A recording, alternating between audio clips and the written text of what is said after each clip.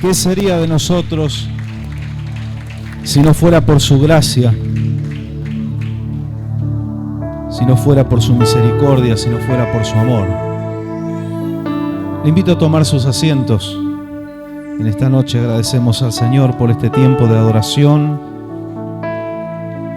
este tiempo de reconocimiento en su presencia, amén. Y de disponer también nuestras vidas, nuestros corazones, para recibir lo que la voz del Espíritu tiene para hablarnos a través de la espada del Espíritu, que es la palabra. Amén. Voy a invitar a mi hermana Rosana, ella va a estar leyendo la palabra. Y estamos estudiando la fiesta de primicias. Amén. Toma asiento, Rosana. Aquí hay un micrófono. Vayan ubicándose en la primera carta del apóstol Pablo a los Corintios, en el capítulo 15. Este es un capítulo muy revelador, amén, de misterios bíblicos, muy revelador en cuanto a al tema de la resurrección, al tema de los cuerpos glorificados, de los cuerpos terrenales. La verdad que es un capítulo que merecería un estudio aparte, ¿no? Este capítulo 15 de la primera carta de los Corintios. Pero bueno, hoy vamos a tomar algunos versículos claves nada más. Habíamos visto el miércoles pasado acerca de esta fiesta, que era una fiesta que continuaba después de Pascua y panes sin levaduras, el año que Jesús fue sacrificado. Según algunos registros antiguos, esta fiesta se metió dentro de panes sin levaduras porque después del Shabbat, del séptimo día, ¿sí? Ya lo hemos estudiado esto, separar lo que es el Shabbat del séptimo día con los Shabbat especiales que caían en el día que fuera, según la fecha de las fiestas. Eran sábados altos, Shabbatón, o dice la Biblia también fiesta muy solemne, un día muy solemne, cuando se refiere a esos sábados especiales. Pero el sábado, el séptimo día, propiamente dicho, el primer día de la semana, Jesús resucita. Amén. Y hablamos de las primicias, eran una fiesta de gratitud al Señor, una fiesta de reconocimiento. ¿Se acuerdan que leímos cuando presentaban las primicias, las gavillas escogidas de los primeros frutos? Gracias. Había que proclamar algo, había que recitar algo que era un reconocimiento de que el Señor los había traído del desierto y los había sacado de la esclavitud de Egipto. Nuestra vida debe ser una vida de reconocimiento al Señor, amén. Los creyentes más felices, bienaventurados, son aquellos que siempre le están reconociendo al Señor. Por más que usted haga su parte, su esfuerzo, su trabajo, pone su inteligencia en marcha también, porque es importante y es necesario, pero sin Dios nada podríamos hacer. Dice la palabra del Señor que si el Señor no cuida y no guarda la ciudad, dice que en vano vela la guardia. Está bien, debe haber guardia, pero si no es Dios el que está por encima, en vano es el trabajo de los guardias, ¿sí? Que si Dios no edifica la casa, en vano trabajan los edificadores. ¿Debemos edificar? Sí. ¿Debemos trabajar? Sí. Pero si Dios no está detrás de todo eso, si el Señor no está en medio de nuestra vida, en medio de nuestros negocios, en medio de nuestras decisiones, lo demás es en vano. Amén. Las cosas dan fruto cuando el Señor está allí, lo tenemos presente. Primicias, el primero. Dios era el primero, eso nos recordaban las primicias. Dios era el primero. Pero además las primicias tienen un mensaje muy importante. Las primicias nos dicen que son los primeros frutos, lo cual significa que hay más. Amén. Primicia es lo primero que se cosecha, pero eso nos está diciendo que detrás de eso, después de eso, hay mucho más. Cuando Dios es primero, hay más bendición. Amén. Cuando Dios es primero en nuestras vidas, hay algo que podemos esperar del cielo. Gloria al Señor. Había promesas maravillosas, esas promesas que están vigentes en cuanto a las primicias. Recordemos que 50 días después venía la fiesta de Pentecostés, o Shavuot en hebreo, y esa fiesta también era de primicias, pero de otros tipos de frutos. De cada temporada de cosecha, el pueblo de Israel entregaba primicias al Señor. Y recordemos que en esa fiesta fue cuando descendió el Espíritu Santo y esos 120 que estaban buscando la presencia del Señor, sobre quienes vino el Espíritu Santo, fueron la primicia, ¿sí? Gloria al Señor. Todas las fiestas judías tienen significados proféticos. Ahora decíamos el miércoles pasado que al igual que las demás fiestas, esta fiesta tiene un significado profético y estaba anunciando justamente la resurrección de Jesucristo. Pascua, el Cordero, ¿se acuerdan? El Cordero, el primero o los primeros que fueron sacrificados en Egipto. Fueron sacrificados en Egipto y era el preámbulo de la liberación de Israel. Con la sangre de los corderos había que pintar los dinteles de las puertas de las casas allí en Gosén, donde habitaban los israelitas en Egipto, y eso hacía que el ángel de la muerte pasara por alto aquella casa, porque veía la señal de la sangre, ¿sí? Y eso significa Pascua, Pesaj, significa pasar por alto o saltar sobre algo. Bien, Jesucristo fue el Cordero Pascual. Jesucristo fue el pan sin levadura, sin maldad, sin pecado, sin ninguna contaminación, sin nada que infle, que leude, ¿sí? Sin ninguna cosa que eche a perder, y el Señor nos pide a nosotros que seamos panes sin levadura. Esto lo hemos estudiado. Pero también esta fiesta de primicias estaba reflejando el sacrificio y la resurrección, el resultado de aquel sacrificio. Voy a pedir silencio, por favor, los niños traten de mantenerlos en silencio para que no haya distracciones y podamos estudiar la palabra. Primera de Corintios 15, vamos a leer desde el versículo 20 hasta el 23 inclusive.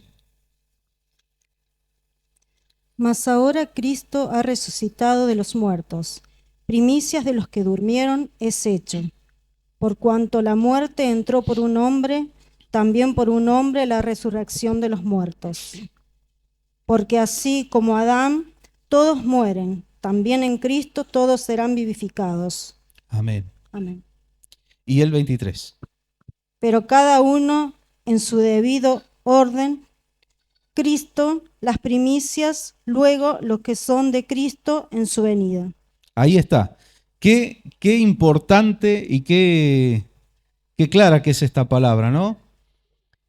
Cristo ha sido levantado de entre los muertos como primicias de los que durmieron.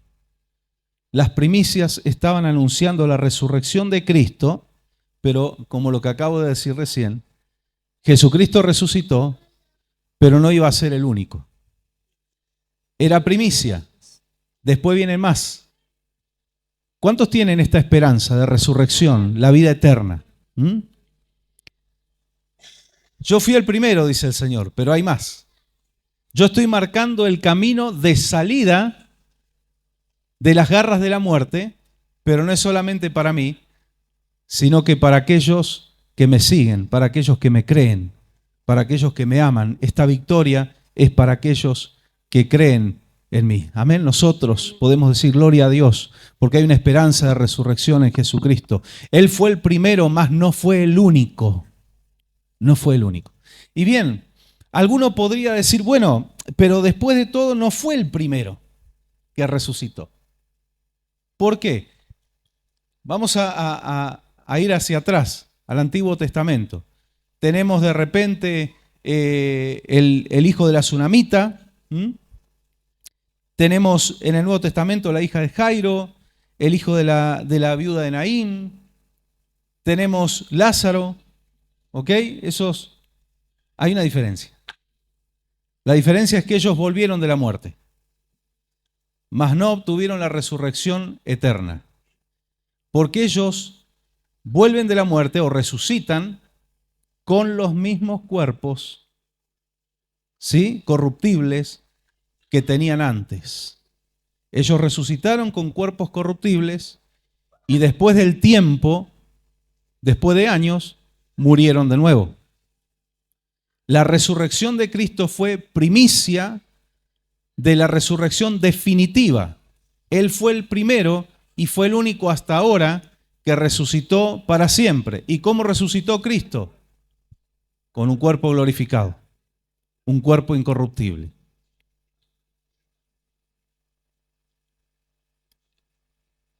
El mismo cuerpo, lo dice en Filipenses. Exacto, vamos a tener esa resurrección con cuerpos glorificados. Si Cristo viene antes, si el arrebatamiento sucede antes de que partamos de esta tierra, vamos a ser transformados, dice Pablo en su carta a los tesalonicenses, transformados. Pero los que ya partieron, los que ya están durmiendo, descansando con el Señor, van a resucitar primero, nos van a ganar. Si el Señor viniera ahora o mañana, nosotros vamos a ser transformados, arrebatados en las nubes, en el aire, bien claro es el apóstol Pablo, y allí nos vamos a encontrar con Jesucristo. Vamos a ir a esperarlo en las nubes, en el aire, y Él dice que va a venir con todos los que durmieron ya resucitados con cuerpos glorificados. Así que todos los milagros de resurrección que Jesucristo hizo fueron tremendos milagros, pero no fue la resurrección definitiva. Jesucristo realmente fue la primicia de aquel que vuelve de la muerte y nunca más cae en las garras de la muerte. Nunca más. Ya no hay separación de nuestra alma con el cuerpo glorificado, ya no existe. La muerte segunda, ¿recuerdan cuál es? Cuando aquellos que sean condenados por rechazar la gracia sean echados al lago de fuego. Esa es la muerte segunda, dice en Apocalipsis. Pero vamos a Mateo 27, el Evangelio según Mateo, capítulo 27, versículos 52 y 53. Mateo 27, 52 y 53. ¿Qué nos dice la palabra del Señor? Y se abrieron los sepulcros, y muchos cuerpos de santos que habían dormido se levantaron, y saliendo los sepulcros, después de la resurrección de Él, vinieron a la santa ciudad y aparecieron a muchos. Tremendo. Este hecho, que debe haber causado una gran conmoción en Israel en ese tiempo, solamente Mateo lo registra. El Evangelio según Mateo registra este hecho. Ahora, en el enunciado aquí pareciera que ellos resucitan en el momento que Jesucristo está entregando su espíritu, ¿sí? Pero la palabra del Señor nos dice que cuando Jesucristo resucita, ellos salen de sus tumbas. Y eso está más claro en una versión que es la versión popular. Cuando Cristo resucita, el poder, escuche bien esto, el poder de vida de Jesús causa un efecto en muchas tumbas de personas creyentes, por eso dice de santos, de creyentes que habían muerto en la fe, y junto con Cristo resucita un grupo de gente. Pero ese grupo de gente pasó lo mismo. Resucitaron con cuerpos corruptibles. No dice la Biblia cuánto tiempo más vivieron, pero después volvieron a morir. El único, el primero y el único hasta ahora que resucitó para permanecer vivo para siempre es Jesucristo, pero luego le seguiremos todos nosotros. Amén. Luego le seguiremos todos nosotros. Gloria al Señor.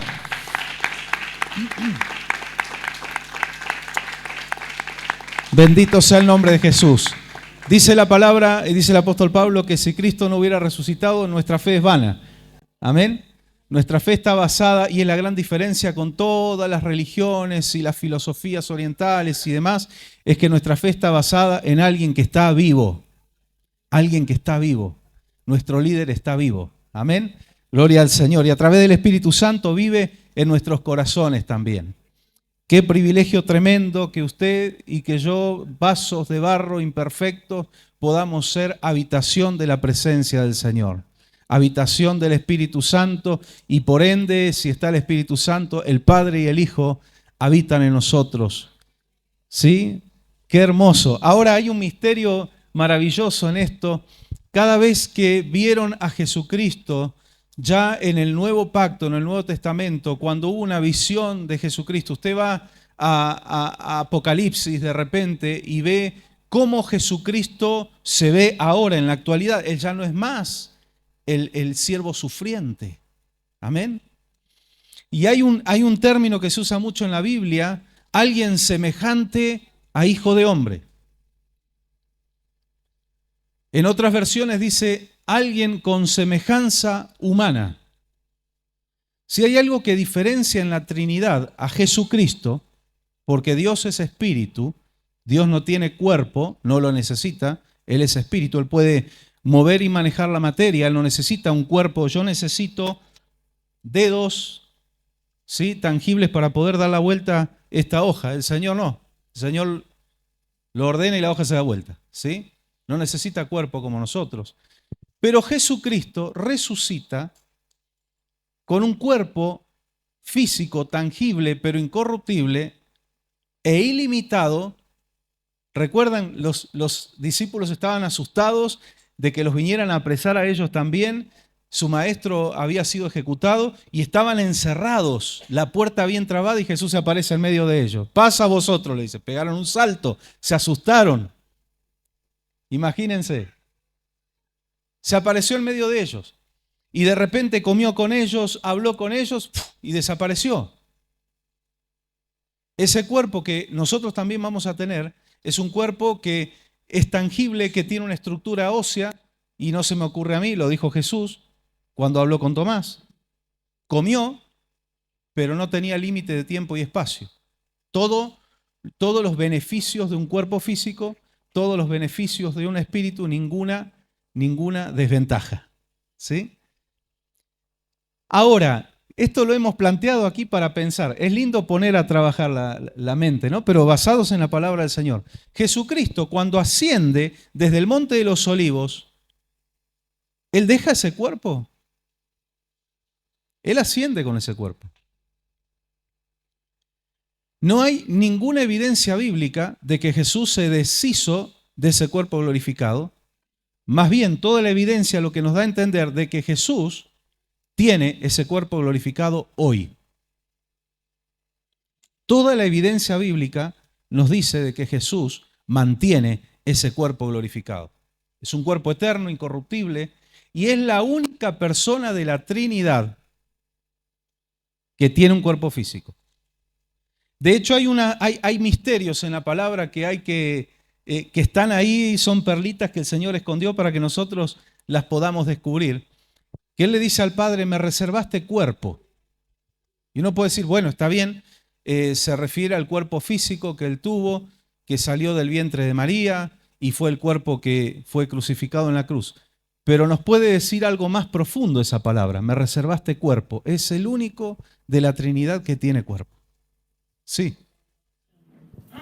El cuerpo que ven en el horno con Daniel, supone que también es el mismo cuerpo. Sí y no. Sería muchos años antes. Sí.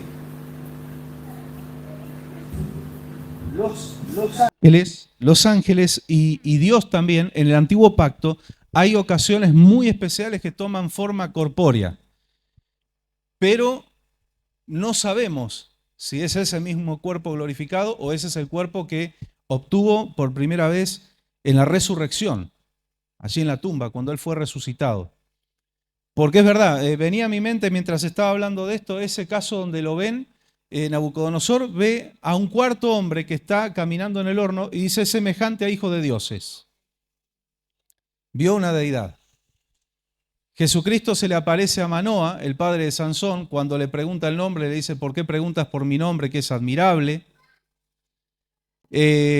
Dios y todo evidencia que es Jehová, el Padre, una vez toma forma corpórea para hablar con Abraham.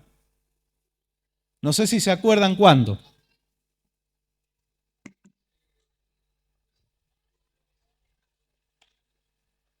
Ahí estaría Jesús.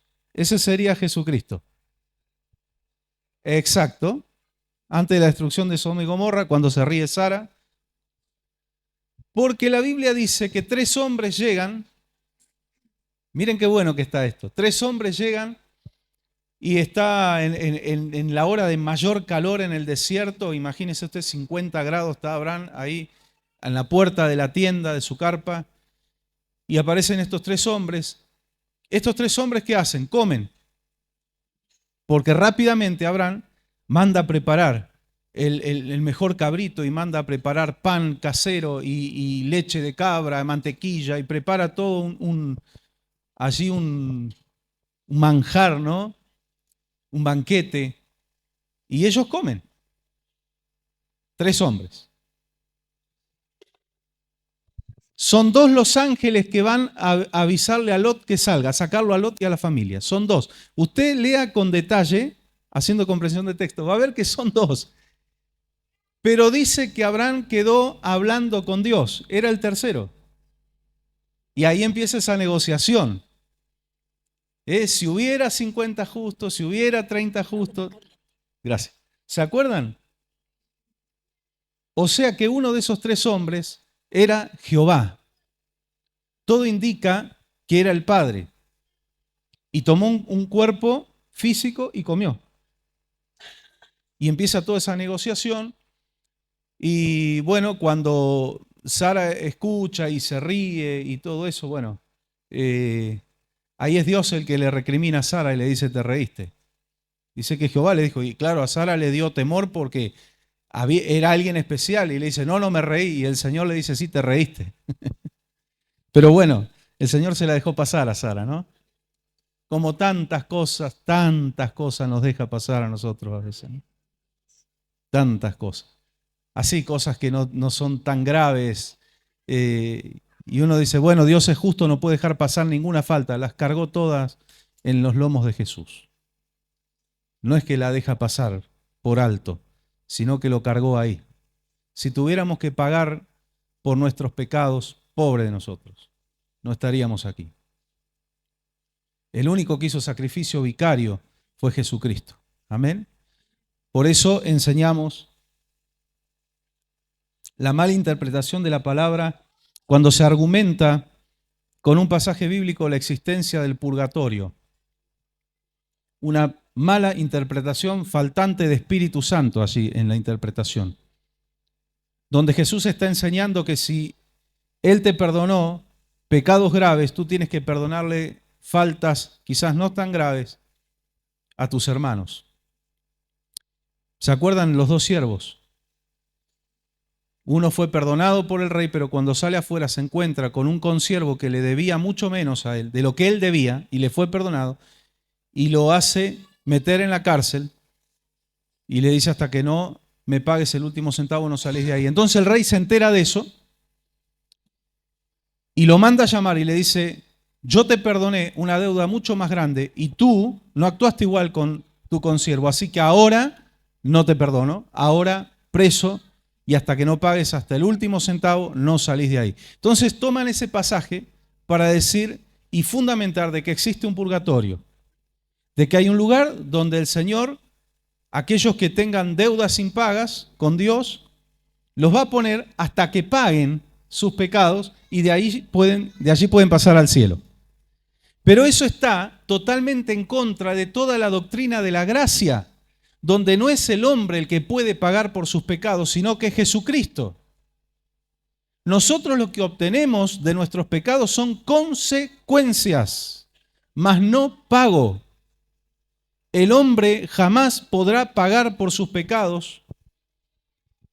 Cuando viene a mi mente el buen samaritano, cuando el que lo deja, que es representación de Jesucristo, y deja al herido en el mesón y le deja un dinero y le dice, cuando yo vuelva, si algo gastó de más, si algo gastaste de más, yo lo voy a pagar cuando yo vuelva. No le dice que lo pague él, Si le queda algo pendiente, que lo pague Él. Yo lo pago. No existe un ser humano que pueda pagar, ni aquí ni en el más allá, ningún pecado. Por lo tanto, el purgatorio es una herejía, más que nada basada en eso, porque va en contra de la doctrina de la gracia. No somos nosotros los que pagamos por nuestros pecados. ¿Obtenemos consecuencias? Sí, pero el pago como lo representan, ¿no? Pagar para quedar libre de esos pecados lo hizo Jesús. ¿Y qué nos explica la palabra? Un sacrificio que fue hecho una vez y para siempre. No quedó nada pendiente, hermanos. Nada quedó pendiente. Dice que los sacrificios que hacían los sacerdotes, el sumo sacerdote, en el Yom Kippur y todos los demás sacrificios de paz, los sacrificios por el pecado, dice que no podían limpiar al hombre, no podían pagar los pecados. Era un símbolo, era temporal hasta que viniera Cristo. Cristo fue el Cordero de Dios que quita el pecado del mundo. Amén.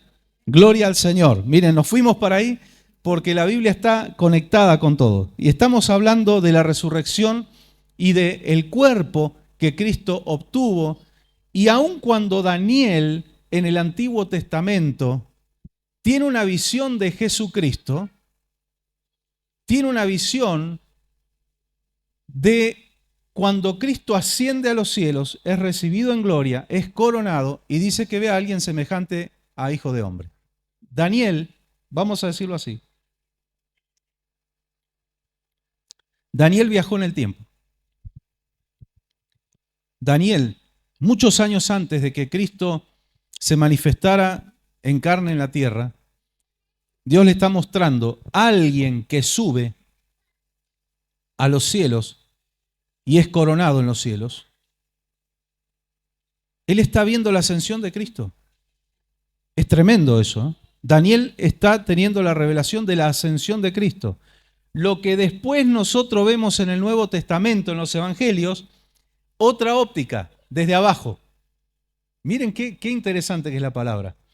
Daniel está viendo desde arriba cómo Jesucristo está ascendiendo y es recibido en gloria y es coronado, pero los discípulos lo ven desde abajo subiendo en una nube. Qué bárbaro.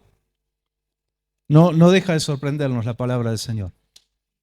Las revelaciones, cómo es un gran rompecabezas la Biblia que tiene piezas desperdigadas por todos lados y nosotros nos tenemos que encargar de buscarlas y armar.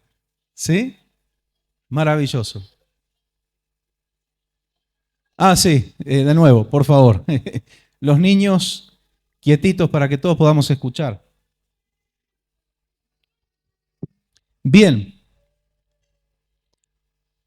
Marcos 16:9. Vamos a Marcos 16:9.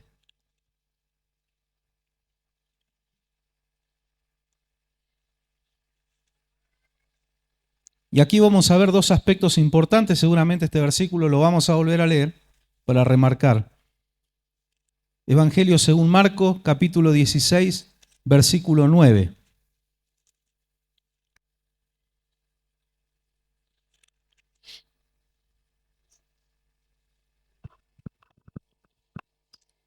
Habiendo pues resucitado Jesús por la mañana, el primer día de la semana, apareció primeramente a María Magdalena, de quien había echado 7 demonios. Muy bien.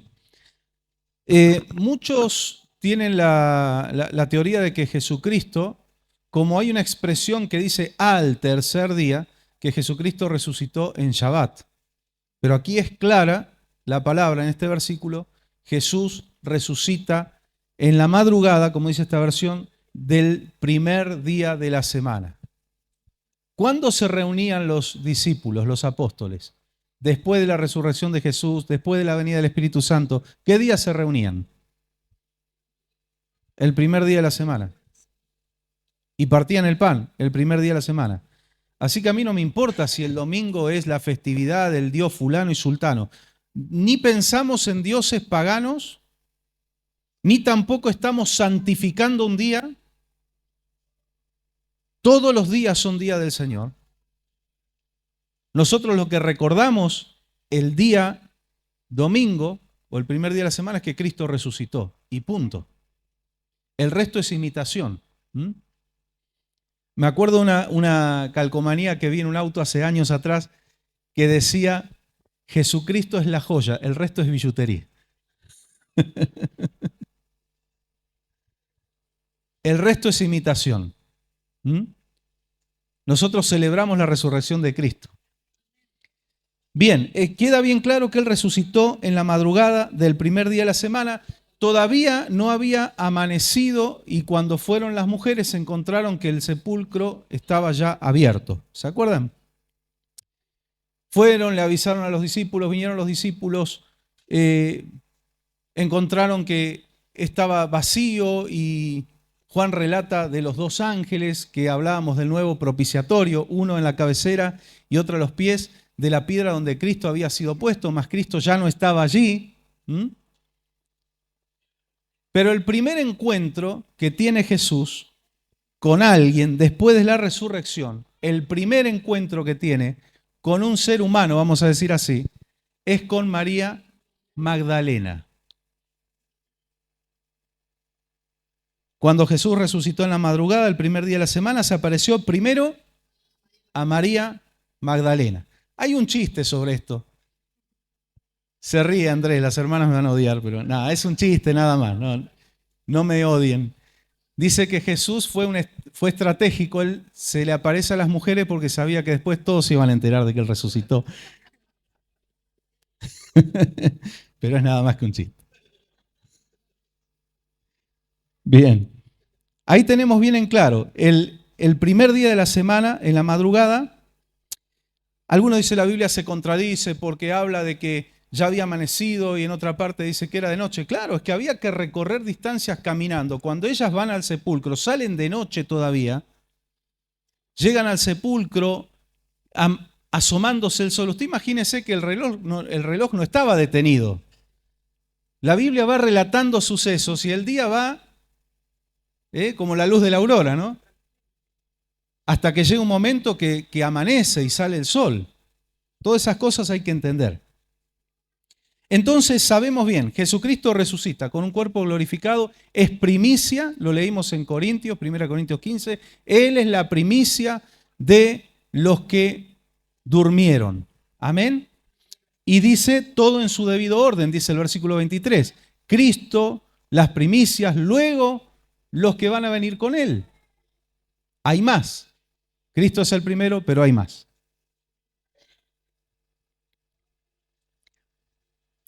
Ahora, vos tenés la versión 60, ¿no? Sí. Bien. Vamos a meternos en un poquito más profundo en algunas cosas que seguramente no han escuchado antes. Pero tranquilos, no voy a predicar nada que esté fuera de la palabra. Pero aquí hay una cosa muy interesante. Vamos a Juan 20, 17. Recuerden, resucita Cristo, primicias, pero resucita un grupo también de santos. Juan 20, 17. Jesús le dijo, no me toques, porque aún no he subido a mi Padre, mas ve a mis hermanos y diles, subo a mi Padre y a vuestro Padre, a mi Dios y a vuestro Dios. Ajá. Ya leímos recién en Marcos 16, 9 a la primera mujer, y ahí lo estamos viendo, que se le aparece esa María Magdalena. Fíjense que ni siquiera se le apareció a María su mamá, sino a María Magdalena. ¿Qué es lo que sucede? Los otros se van del huerto donde estaba la tumba, pero María se queda un rato más, María Magdalena se queda un rato más y ve un hombre. Ya habían visto a los ángeles antes, ¿sí? Vamos poniendo en orden los hechos. Habían visto a los ángeles, le dijeron, ¿por qué buscan entre los muertos al que vive? No está aquí, ha resucitado. Todo eso, ¿no? Que ya sabemos. Pero ella se queda un rato más y ve un hombre y ella cree que es el cuidador del huerto, el hortelano, ¿sí? Entonces, allí entre las penumbras y las lágrimas y la angustia, ella estaba llorando, angustiada, cree que es el cuidador y le dice, Señor, dígame, si usted se llevó el cuerpo de mi maestro, dígame a dónde está, yo lo quiero ir a buscar. Ella tenía intención de ir a buscarlo, dice, yo lo traeré, yo lo buscaré.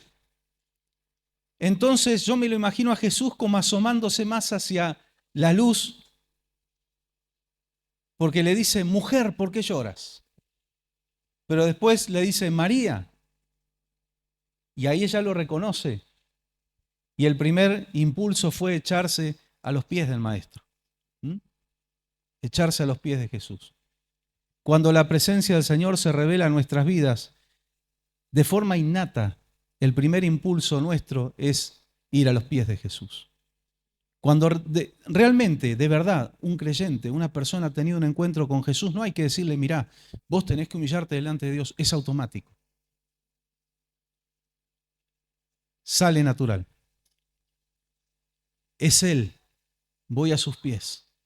Nunca queriendo ser más que Él, nunca queriendo mantener una postura de orgullo, de vanidad, de cualquier cosa que sea obra de la carne, no, a los pies de Jesús, lo he reconocido. La persona que tuvo un encuentro con el Señor de verdad fue a los pies de Jesús. Es feo humanamente ser humillado, pero humillarse delante del Señor es totalmente distinto. Realmente yo comprendo el que dice estos están locos, porque son hombres naturales que no tienen el Espíritu Santo y no entienden estas cosas. No hay nada más, yo quiero, lo puedo expresar de esta forma, no hay nada más dulce para nuestras vidas que humillarnos en los pies de Jesús. Bien lo expresa esa canción que cantamos, no hay lugar más alto para nosotros que estar a los pies de Jesús. No existe un lugar más alto para nosotros. La mayor altura que podamos alcanzar en nuestras vidas es a los pies de Jesús. Qué maravilloso. Y la gratitud de María Magdalena, por eso aquí aclara de quién el Señor la había liberado de 7 demonios. ¿Sabe usted? Una persona totalmente poseída por más de un demonio, uno solo hace estragos en la vida de una persona. ¿Sabe cuál habrá sido la condición de esta pobre mujer? Las penurias, no solo de ella, sino de su familia, porque cuando una persona está en esta condición, toda la familia sufre y no sabe a dónde ir y no sabe a quién recurrir, hasta que Cristo se presentó en la vida de María Magdalena y la libertó y su vida cambió. Instantáneamente fue transformada. Cuando ella ve y descubre y se da cuenta que es el Maestro, yo imagino, qué lindo que es usar la imaginación, ¿no? En este sentido, imagino que a su mente vino todos esos recuerdos, lo que había sido mi vida antes de Él y lo que fue mi vida después que Él se apareció, después que Él me liberó. Nadie tuvo que decirle arrodillate ante el Maestro, ella se postra y lo quiere abrazar a Jesús. Pero pasó algo muy importante ahí. Volvemos a leer. Juan 20:17. Vamos a volver a leerlo. Jesús le dijo, no me toques, porque aún no he subido a mi Padre, mas ve a mis hermanos y diles, subo a mi Padre y a vuestro Padre, a mi Dios y a vuestro Dios. Bien. No me toques. Todavía no he subido al Padre. Dile a mis hermanos, dile a los discípulos, dile a mi familia, dile a las otras mujeres que voy a subir al Padre. Tenga eso en suspenso ahí. Cuando van en el camino, Jesús se vuelve a aparecer. Mateo 28, versículos desde el 8 hasta el 10. Mateo 28, 8 al 10.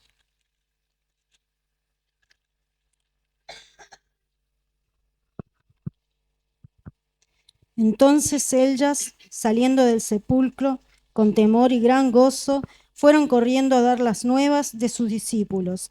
Y mientras iban a dar las nuevas a los discípulos, he aquí, Jesús les salió al encuentro, diciendo, salve. Y ellas, acercándose, abrazaron sus pies y le adoraron. ¿Y el 10? Entonces Jesús le dijo, no temáis, id, dad las nuevas a mis hermanos para que me vayan a Galilea y allí me verán. ¿Qué pasó ahí? ¿Usted notó algo raro? Lo abrazaron. ¿Y cuál fue la reacción de Jesús? Ahí está la clave. ¿Se acuerdan cómo era Yom Kippur? Siempre se predicó, y es verdad, un solo día en el año se podía entrar al lugar santísimo, presentarse delante del mismo trono de Dios, que era el arca del pacto, ¿verdad?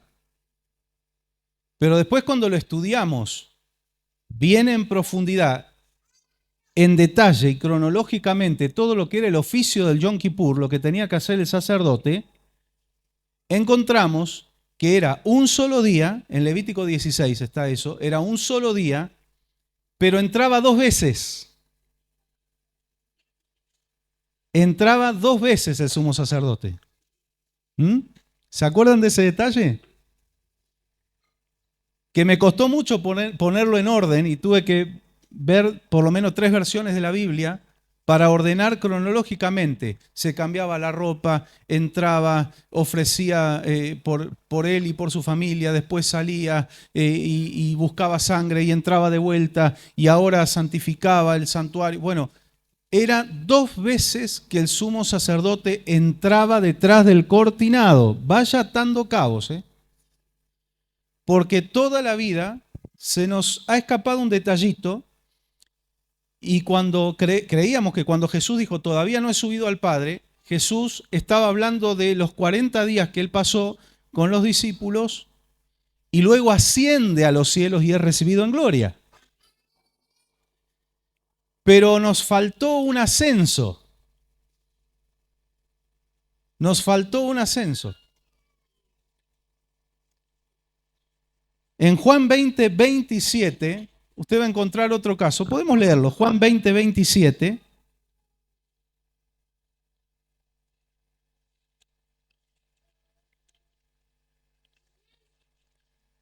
Estamos armando el rompecabezas a poquito.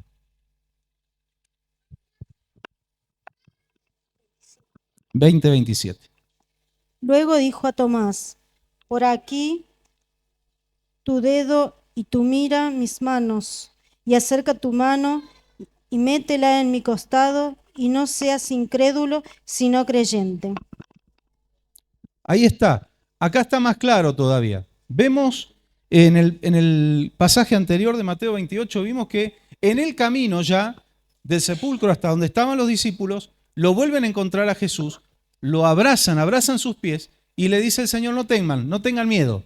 ¿Cómo? ¿Qué pasó? Recién hacía, ¿cuánto? Vamos a calcular un tiempo cualquiera, 1 hora. Le había dicho a María Magdalena, no me toques porque aún no he subido al Padre. Y ve y dile a mis discípulos que subo al Padre y a vuestro Padre.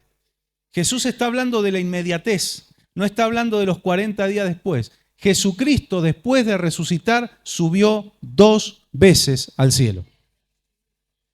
Jesucristo subió 2 veces. Para cuando lo encuentran en el camino, Jesús ya subió y bajó. ¿Qué fue a hacer? A presentar las primicias. Por eso le dije, recuerden, le dije el miércoles pasado, este detalle. El sumo sacerdote se apartaba y no lo podían tocar mientras preparaban las gavillas que había que preparar de primicias, de cereales. Él no tenía contacto con nadie para no contaminarse y recién que él se presentaba delante de Dios, el sacerdote, y presentaba las gavillas de las primicias, recién podía continuar su vida normal.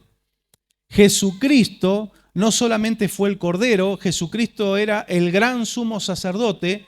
La diferencia es que Él se presentó no con sangre de animalitos, sino con su propia sangre. Él fue el sumo sacerdote y Él fue el sacrificio. Él fue las primicias y Él fue el sumo sacerdote que presentó las primicias. Amén. Gloria al Señor. Por eso le dio un nombre que es sobre todo nombre, el Padre. Jesucristo es el Señor. Amén. Todo esto es para la gloria de Dios. Cuando Jesús está recién resucitado, todavía no fue a presentar el sumo sacerdote. Él todavía no fue al Padre a presentarse y a presentar las primicias. Él es primicia de los que durmieron. Amén. Entonces no lo podían tocar. Para cuando lo encuentran en el camino, Él ya subió al Padre. Él ya subió al Padre como sumo sacerdote, presenta las primicias y nuevamente se aparece.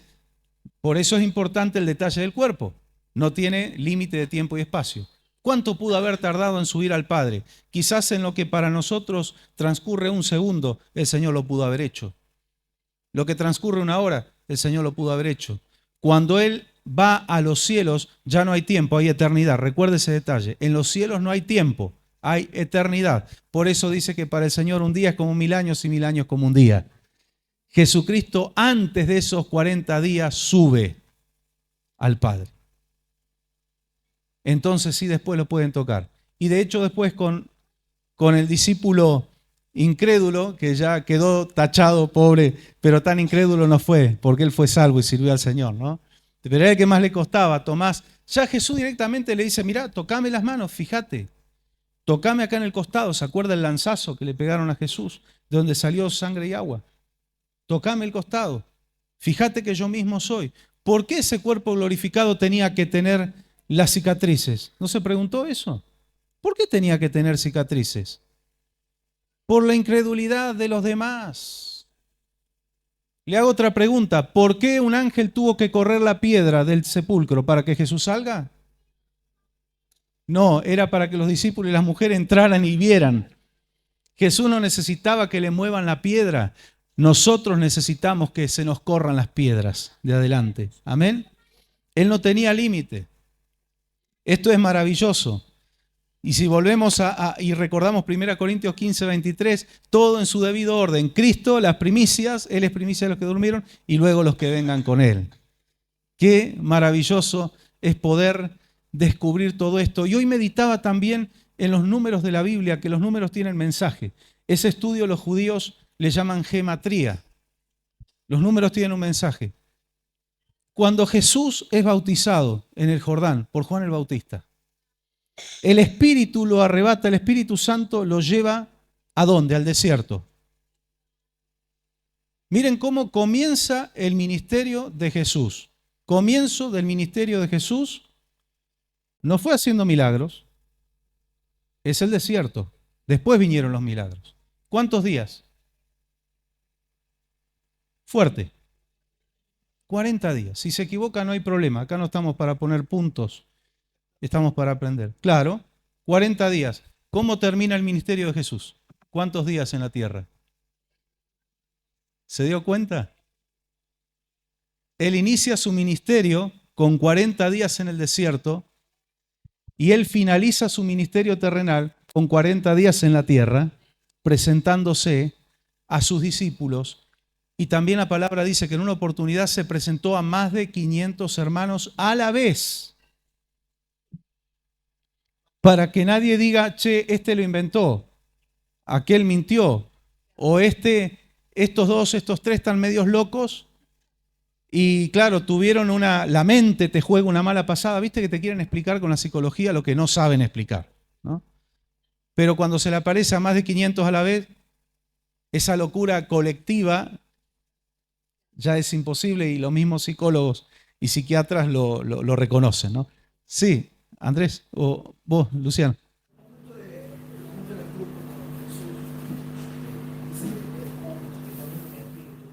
Sí.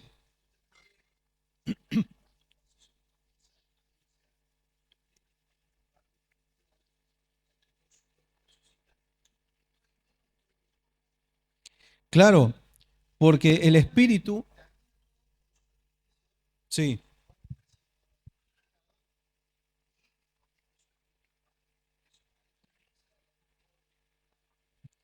todo este proceso. Porque vos fijate que incluso en cualquier ser humano, la palabra nos enseña que el espíritu vuelve a Dios, quien lo dio. El alma va a un lugar de descanso, depende de cuál haya sido su elección en vida, ¿no? Hay dos destinos. Y el cuerpo, polvo al polvo. Eso es que la Biblia nos enseña. ¿Por qué el espíritu vuelve a Dios? Porque el espíritu es el soplo de vida, es el neuma en griego, ¿sí? Pues de ahí viene neumático. De ahí viene neumático. El neuma. El soplo de vida. Y eso es lo que genera la unión entre el alma y el cuerpo. Cuando sucede la muerte, que es un término que significa separación, el espíritu vuelve a Dios y se separa el alma del cuerpo. Aún, y esto debo decirlo, aún de los incrédulos, el espíritu vuelve a Dios, porque es el soplo de vida, es el aliento de vida. Ahora, el alma es otra cosa, el alma es lo nuestro, lo personal, y es lo eterno, y el cuerpo es lo temporal. Pero es verdad, ahí empieza ese proceso. Y vos fíjate, ahí tiraste una punta de un ovillo muy importante. Jesús dice algo, dice: a mí nadie me quita la vida.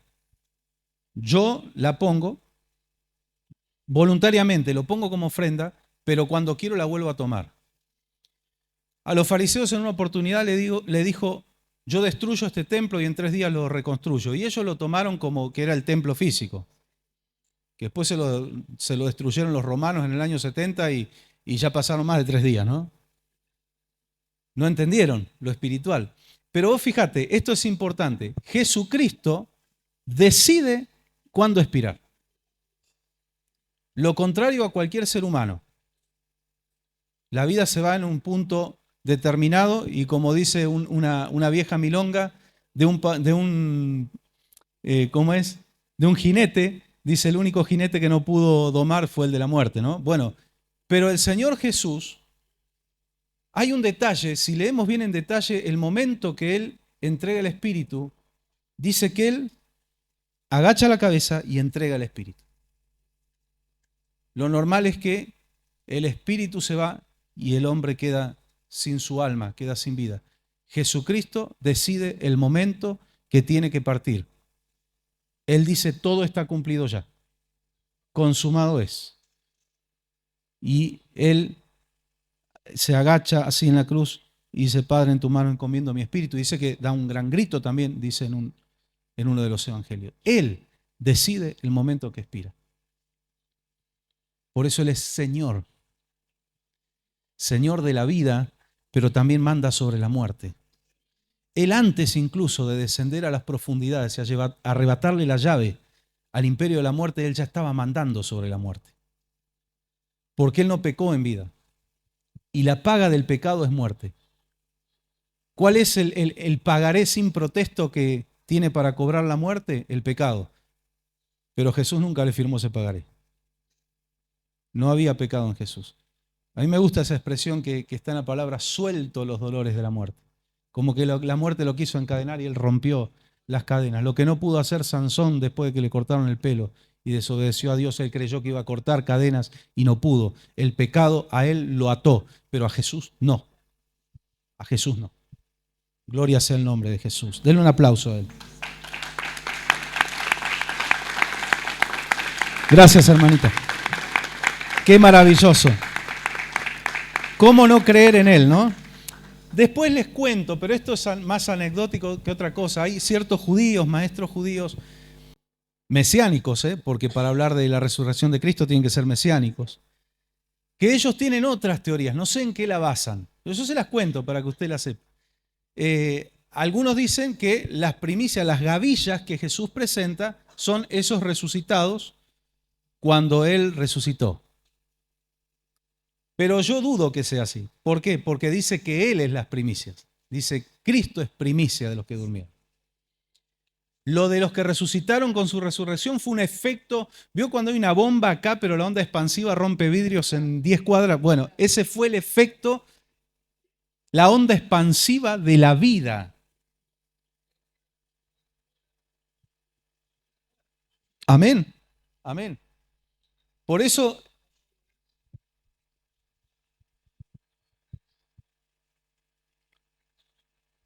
claro, hay un poder tremendo de vida eterna en Jesucristo. Por eso en nosotros habita el Maestro a través del Espíritu Santo. Nosotros tenemos que generar una onda expansiva de la presencia del Señor.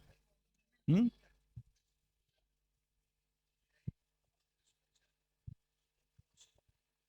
Claro. Exactamente. En el sentido espiritual hubo muchas resurrecciones. Muchas resurrecciones. Porque sin Cristo, dice, estábamos muertos en nuestros delitos y pecados, pero resucitamos con Él. Y el bautismo.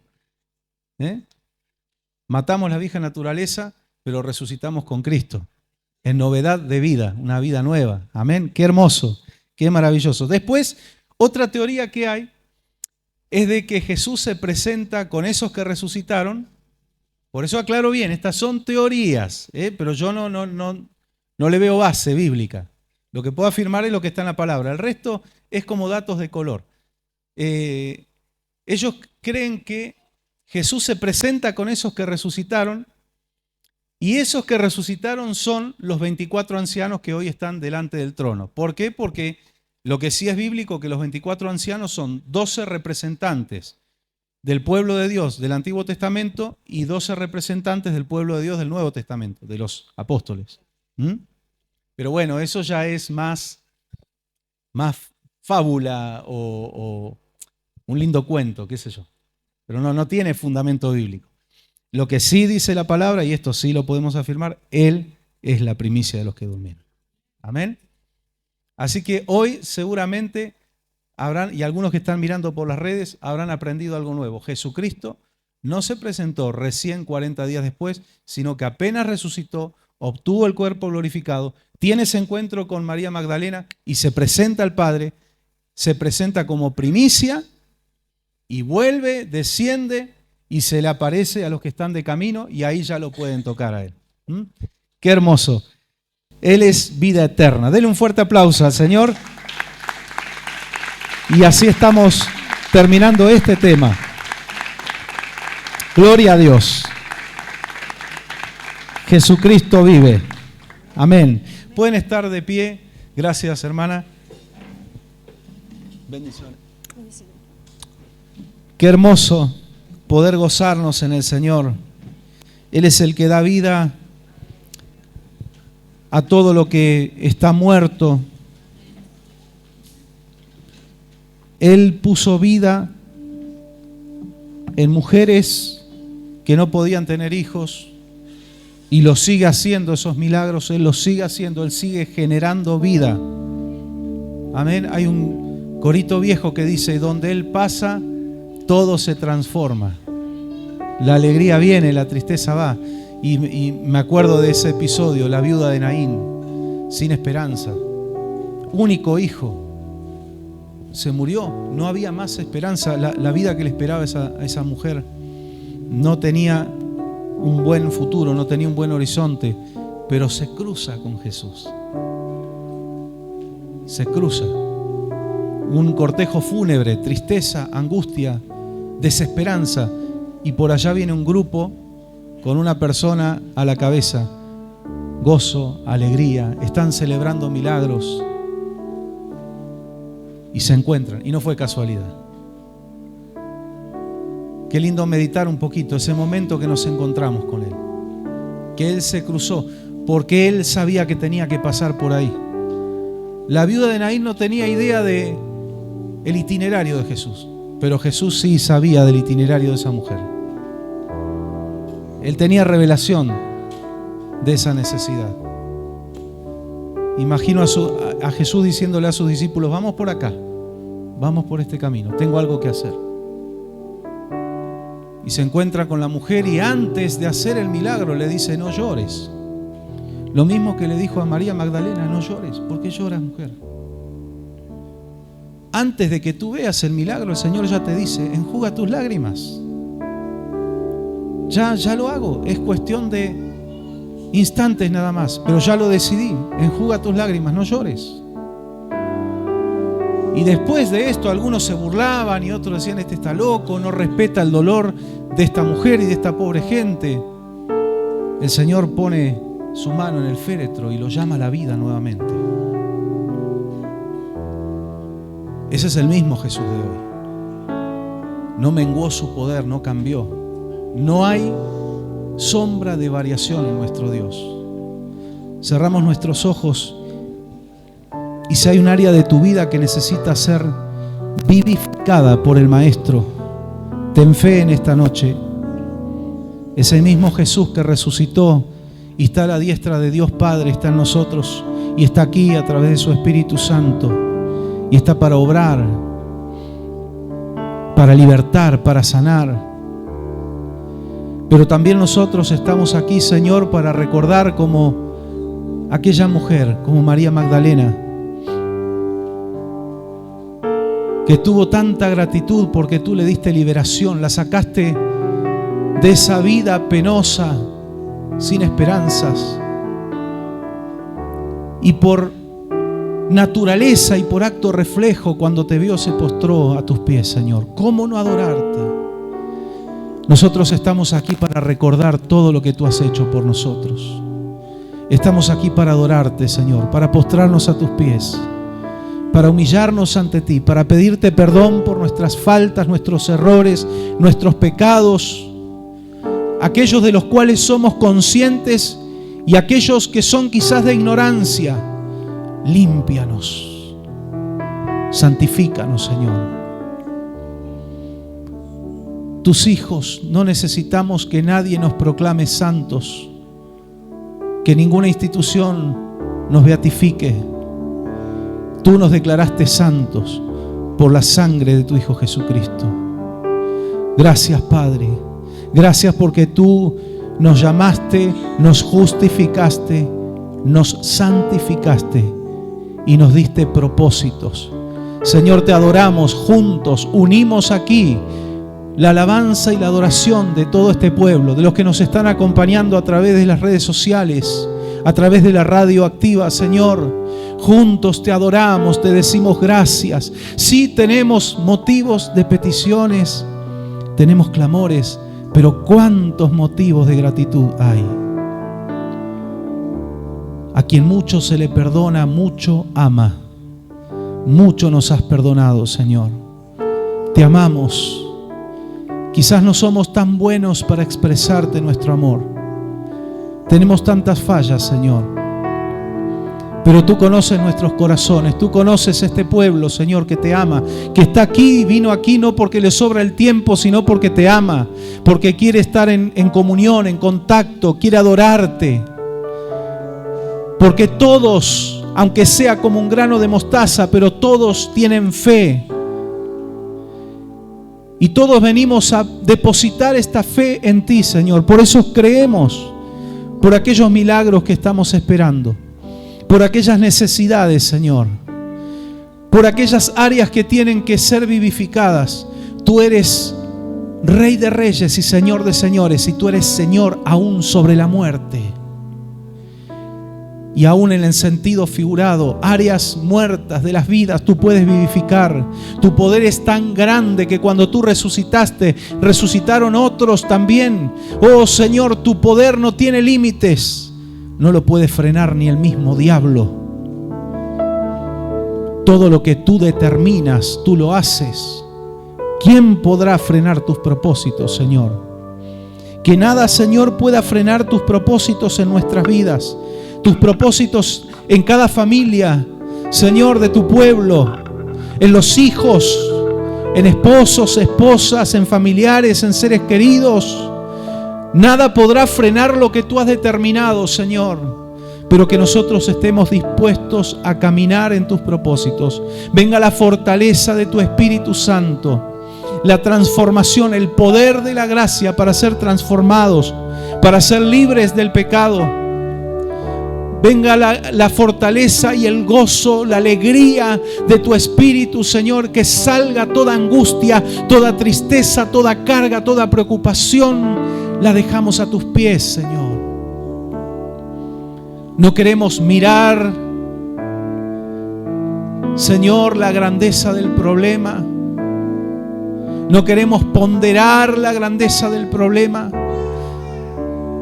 Vemos tu grandeza. Tú estás con nosotros, como leíamos el domingo, como poderoso gigante. Aunque muchos se levanten y nos superen en número, tú eres el que vas delante. Tú eres quien nos das victoria. Más son los que están con nosotros que los que están en contra. Señor, gracias, porque en esa victoria sobre la tumba, sobre el sepulcro, tú te levantaste. En esa victoria nosotros tenemos victoria, Señor. Aún para cosas y luchas pequeñas y para las más grandes. Para aquellas cosas que nosotros vemos como difíciles o imposibles humanamente, no hay difícil y no hay imposible para ti.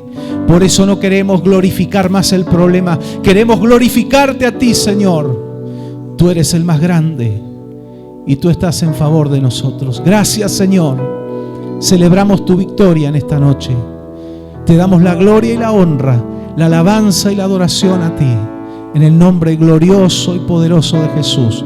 Nombre que sobre todo nombre. Amén y amén. Gloria a Dios. Gloria a tu nombre, Señor. Dale un fuerte aplauso, porque Él se merece toda la honra, toda la gloria, la adoración. Nuestra ovación, Él la merece. Recibe la gloria, Señor. Con humildad te la damos a ti. Con reconocimiento te la damos a ti, Señor. Gracias, Padre, gracias, Hijo, gracias, Espíritu Santo de Dios. Aleluya, aleluya, amén. Gloria al Señor. El domingo a las 19:30 nos encontramos en este lugar. Venga a recibir del Señor una palabra poderosa de Dios, fresca para sus vidas y con disposición para adorarle, para alabarle también. Y el próximo miércoles a las 20 horas estamos aquí, nos encontramos también. Dios les bendiga, salúdense, tengan un momento de comunión. Bendiciones para todos los que están desde las redes sociales. Amén.